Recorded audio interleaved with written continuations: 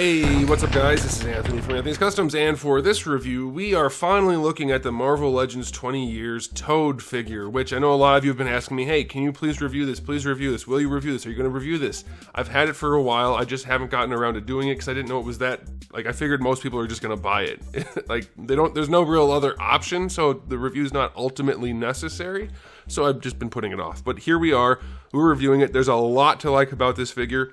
Few things not to like, but all in all, there's some really cool stuff. So let's go ahead and get him off the stand and take a closer look. Obviously, he does come on the old Marvel Legends style packaging, which I thought was a really cool thing. I think it was a great opportunity for Hasbro to really do some good stuff. Are we getting more? I think there's a little bit more announced, but also, like, not enough. I think they should really go in on that and really give us some higher quality figures. Okay, so let's go ahead and talk about this guy. He stands like figures of the old, like, you know what they're doing here. Re-releasing the original Marvel Legends, I think, is a cool idea. Just over 6 inches, and that's gonna make it about 15.5 centimeters. I said re-releasing, I mean making new versions. You know what I mean. All right, here he is up against Darwin. And this guy's like 35 bucks. So, question being that we're going to be trying to answer here, is it worth 35 bucks? It's right around there anyway. Probably not. It's still a Marvel Legends figure with a little bit of extra paint and some sculpt, which is what they all used to have, and now most of them look like this. So it's very unfortunate, but this guy does look good. I think the sculpt is very fitting for him. It's appropriate. It's mostly new stuff. I'm thinking these arms are old just because there's pins in them and there's nothing unique to Toad, but I could be wrong. It doesn't really matter. The feet I think are new. I don't think they're like reused from a goblin, and then maybe the fists are reused, but ultimately it's a new release. There's a lot of new stuff, a lot of wrinkles in his little pot belly and that kind of thing. The collar obviously new. The head sculpt, let's talk about that. It's very, very stylized. I personally think Hasbro needs to move away from the realistic look that they're going for and make everything stylized. Because that's what comics are. They're stylized versions of what real people would look like. And I think this is a much better thing. I like this. I like this a lot. There's a lot of paint. There's a lot of dynamism in this. It looks really good. It's a wonderful head sculpt. The wide eyes work perfectly for Toad, the oversized wide mouth. This is exactly the way it should look if you ask me. There's shading throughout the hair, which is also a very dynamic sculpt. There's, again, shading throughout the face. This is wonderful. One of the best head sculpts, portraits, if you want to call it that they have done ever. Hasbro, that is. It's wonderful, and I don't understand why. Like, they have to sculpt heads every figure anyway. Just do a good job, like this. And this, I mean, even Darwin got a really good head sculpt. So it's like, just do really good head sculpts. Put me out of business making alternate heads, and I think everybody would be happy, including myself, because I would rather own the figures right from the factory. It's a very, very good job. This is sculpted wonderfully. The cloth hangs nicely. It's organic. It's not glossy, by the way. He's not glossy. That's great. The yellow, the only thing that bothers me about his undersuit, every part has wrinkles, except the arms, which is really annoying because even the legs, like, yes, they have the thighs, so it's tight and you can see the musculature there, but at the crotch and at the knees where you would have the most wrinkles, it still has wrinkles, not on the arms, no wrinkles. That's annoying. It's not a big deal, of course, because it's a very tiny issue, but if they did make new arms on this guy, it would have even pushed it that much farther along in terms of being a really good release. But the thing that does help a lot is the paint. There is a lot of orange shading on this guy to bring him to life. It's really, really nice to see a Marvel Legends figure that actually looks like a collectible. Is it applied wonderfully? Yeah, not really, not in a lot of places. Like, his knees are very heavily shaded, nothing on the thighs, nothing on the shin. So it's like, it could be better, of course, but it's really good. It's well placed. It's actually in the lines, in the crevices of the wrinkles, mostly. It's really good. It is down here at the ankles, so that's nice. There's none on the purple. That would have gone a long way to bring him to life even more. But I think the yellow is, I mean, it's sufficient. I think for $35, it should have been on the purple as well. But having the face done and the hair, and then the undersuit, I think it's wonderful. It looks really good. The belt does have the silver on there. It's a nice dark gunmetal type silver. It looks good.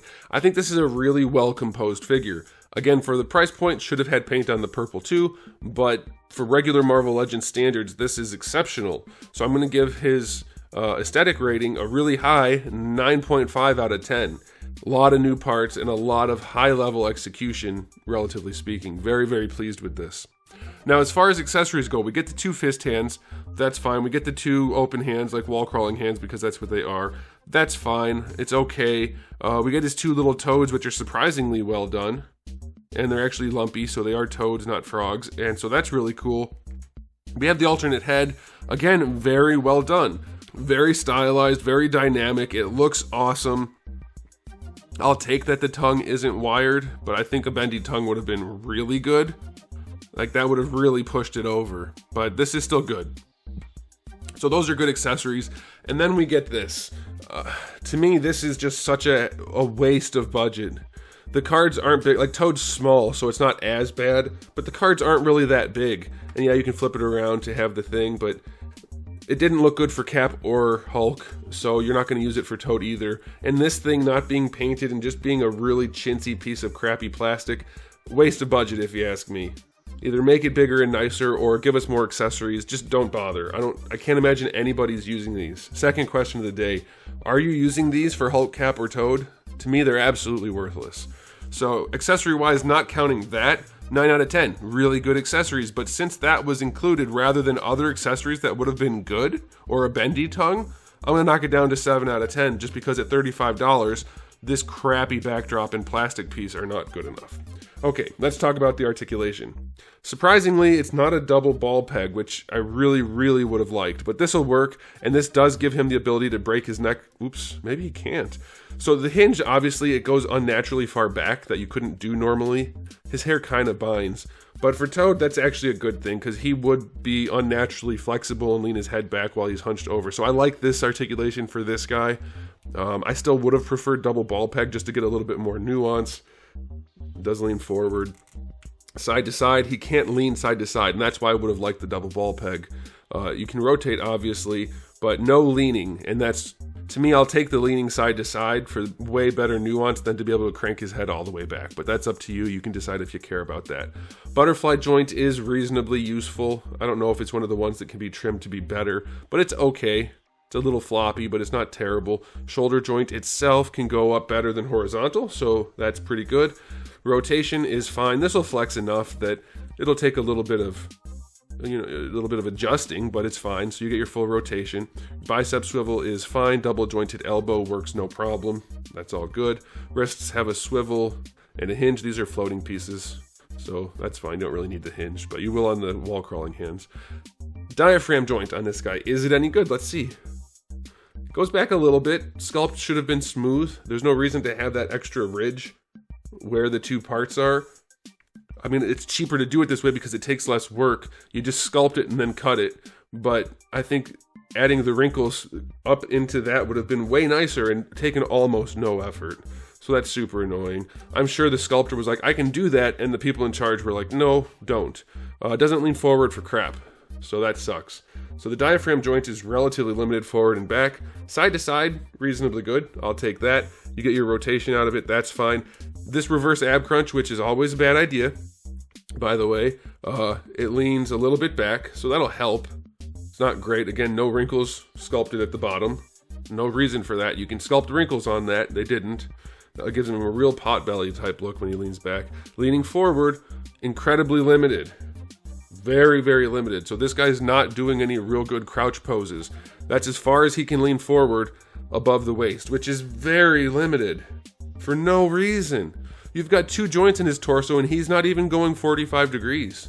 You're going to have to do all the leaning in the hips, which is going to limit what he can do as far as posing. So that does suck. There's no reason for that at all. It's all new sculpt. Make it work. The hips, unfortunately, have the hinge. You don't need it. His is a better example of how to do it because it's not all floppy and annoying and they don't look unnatural when they're not down, but you just don't need it. Going out to the side, it's far enough. It could go farther. The limitation is most definitely the cutout in the hip. They take that a little bit higher up, you'll have full-on splits. And you can't see it anyway, so it's like, just do it. But yeah, you're limited in the splits to some degree. Going forward, without the hinge, is just better than horizontal. That's really good. With the hinge, it's better. But like, you can mostly do that without the hinge if you just put the pivot in the right spot. So They could have saved some budget is all I'm saying, but in this case it actually worked pretty well, so that's fine. It's just, it didn't need to be there. The budget would have been better spent on more paint, I think, rather than all of this engineering and mold production, but it's okay. In this case, it's fine. Thigh swivel is no problem at all. They don't go back really too far. Double jointed knee, pinless at the bottom, by the way, not in the elbows, but in the legs. Good range there, no problem. Proportions are a little bit better. Still could have been a little better from that, but being towed, I don't think it really matters that much. Ankles go all the way back, that's a good thing. All the way forward, that's a good thing. And you get your really nice ankle rocker. That's a good thing. So yeah, despite having the drop down hips, this is a really good example of how to do them at least effectively, so that's good. Neck could be a little bit better, torso could be a lot better, but ultimately it is a very, very solid release. So I'll give the articulation on this guy an 8 out of 10. The torso definitely needs to be better, but it's a strong one. I like it. And so it's time for the final verdict. It's a shame that I didn't review this in time for the top 10 list, but the way I do it is I will probably be able to include him in next year's list as at least an honorable mention, or maybe just mention him. I don't know. However I'll do it, but it is a good release. It's just, I have to publish those videos at some point, and so that's the way it goes. But yeah, it's a strong one. I'm going to give it an overall rating for Marvel Legends, not counting the price, a 9 out of 10, but considering this is a $35 Marvel Legends figure, I'm going to go down to 8, which isn't a huge difference. But 8 out of 10, it's expensive for a Hasbro product, but it is a good one. It's one of their better ones. So there it is, guys. Thanks for watching. If you enjoyed the video, please do give it a thumbs up. If you didn't, give it a thumbs down. And if you haven't subscribed, you should. I have new videos almost every single day and thousands already on the channel. So make sure you come back for all of that. In the meantime, keep collecting.